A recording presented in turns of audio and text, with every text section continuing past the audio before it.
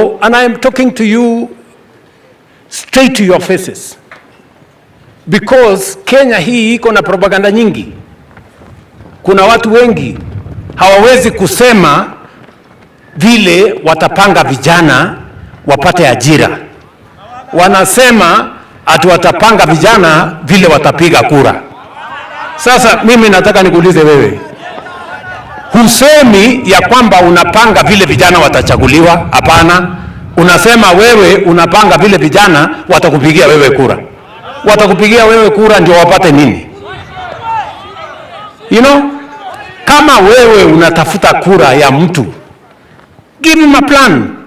What is in it for them? Wewe unataka kupigiwa kura na wao nini yao iko kwa hiyo kura yako? Sijui kama tunaelewana my friends. Si ndio? Na ndio nimewaambia hawa viongozi wengine wote hawa, mambo ni matatu.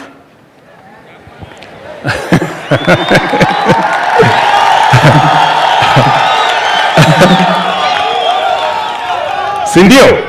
Mambo ni mangapi? Tafuta sera, agenda na manifesto na program. Number 1. Number 2, utueleze vile hiyo program yako utaimplement, pesa utatoa wapi. Na number 3, tupatie track record yako. Bwana.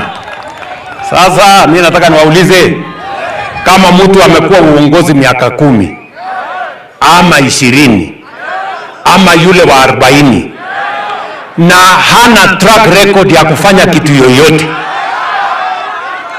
sisi tutacheza na kamari na mtu kama huyo? Ati tufanye siasa ya guesswork? Ati pengine amepata ujuzi hapa, amekuwa mwerevu all of a sudden tutacheza hiyo kamari?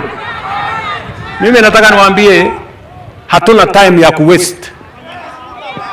Hatuna time ya kupoteza na watu wa kucheza karata ya pata potea na guesswork. You must give us a plan. You must demonstrate to us that you have a track record of doing something. Ama namna gani? Yes.